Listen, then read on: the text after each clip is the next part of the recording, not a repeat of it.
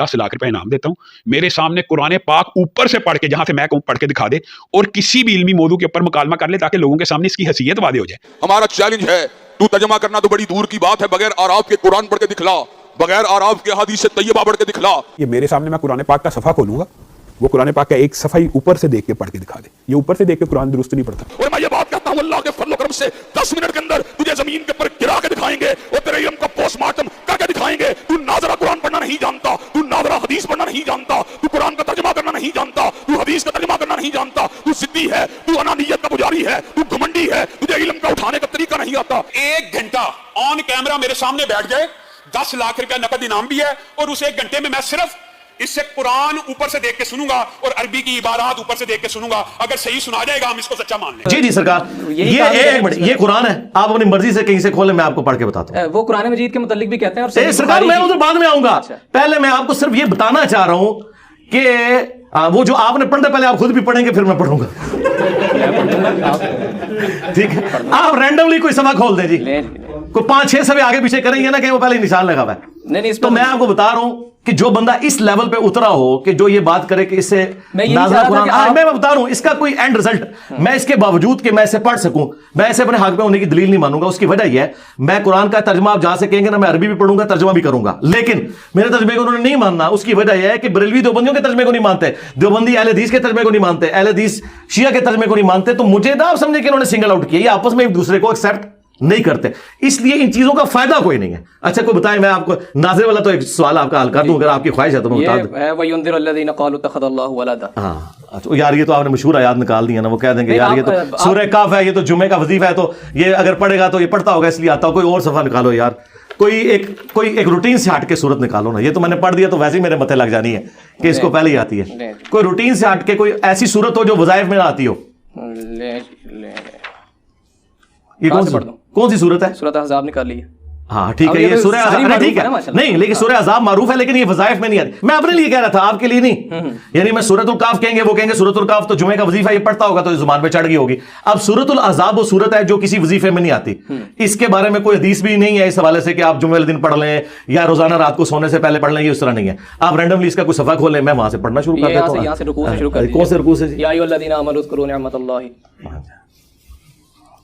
मैं साथ तर्जुमा भी करता जाऊंगा, लेकिन फायदा कोई नहीं ना, फिर वो मानना तो इन्होंने है ही नहीं। करोड़ रुपया जीते सर, मैं तो नहीं बड़ी खुशी हो गया। पहली बात यार, बात पता क्या है जी जी यार, वो जिन लोगों की आप बात कर रहे हैं वो तो इंसानियत से घिरे हुए लोग हैं। तो बस मेरा तो ख्याल था कि आपको उनके बारे में यहाँ डिस्कशन भी नहीं करनी चाहिए थी। हमारे दिल दुखे में हैं, इतनी जो इंसानियत की तजलील के लेवल के ऊपर लोग हैं। मुझे तो एंड टाइम पे इन्होंने बताया कि ये बंदा वो है जो उससे इंटरव्यू करके आया, कि मैंने कहा यार इससे तो मुझे उस पर तो अफसोस नहीं, मुझे तो अफसोस इंटरव्यू करने वाले पे है कि किस तरह के गलीज लोगों के पास आप जाके इंटरव्यू करते हैं। ठीक है, उलमा मौजूद है। और मेरे भाई बात ये नहीं है, बात ये कि आप उलमा के पास जाए ना, जिस बंदे के यहाँ, क्या मैं आपकी वालिदा को उस बंदे की जुबान सुनाऊं और कहूं कि आपका बेटा इसके पास जाके इंटरव्यू करता है, तो कहेगा यार कि मेरी तरबियत ये निकली, तो ये आप समझे। आलिम के तशद्दुद के हवाले से मैं गया था, मैंने उलमा के भी इंटरव्यू किया, मैंने बात पता क्या है, वो छोड़ दे, वो एक लादा बात है, लेकिन बता रहा हूं कि फिर उनकी वो बात उधर ही दफन कर दे, मेरा तो लेना देना ही नहीं। अऊज़ु बिल्लाहि मिनश शैतानिर रजीम, बिस्मिल्लाहिर रहमानिर रहीम। अऊज़ु बिल्लाहि मिनश शैतानिर रजीम, बिस्मिल्लाहिर रहमानिर रहीम। या अय्युहल्लज़ीना आमनू उज़्कुरू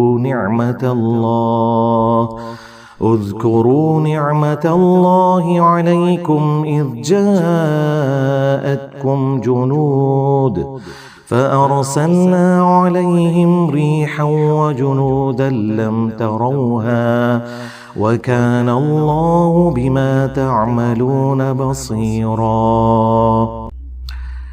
اے ایمان والو، یاد کرو اللہ تعالیٰ کی اس نعمت کو جو کہ اس نے تم پر کی جب کہ تم پر آدم کے گروہ غزوہ احزاب کا ذکر ہو رہا ہے۔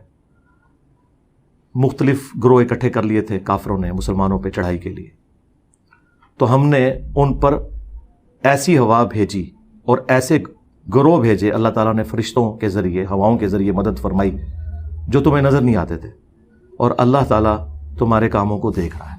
انہیں بالمفہوم ترجمہ کیا تاکہ پبلکلی وہ سمجھ بھی آ جائے۔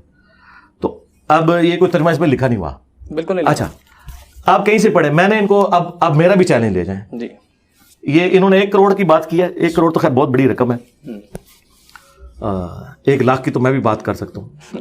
جتنے لوگوں کو انہوں نے اپنا امیر چنا ہوا ہے, نہیں تقی عثمانی صاحب, مفتی منیب صاحب, ساجد میر صاحب, تینوں بڑے فرقوں کے میں نام, ان میں سے کوئی بندہ مجھے قرآن دیکھ کے تلاوت میری طرح کر کے بتاتے. عربی لنگوسٹک میں بھی یہ نہیں کر سکتے, یہ مجہول پڑھتے ہیں. ایون ہمارے استاد تھے ڈاکٹر سرار صاحب, قرآن کے ماسٹر تھے, مجہول پڑھتے تھے. میں نے قرات سیکھی ہوئی ہے, پتہ کب آپ کی تاریخ پیدائش کس سن کی ہے؟ 2001 کی. ہاں, میں نے 1992 میں جب میں میٹرک میں تھا, میری داڑھی بھی نکلی تھی, میں نے قرات سیکھی.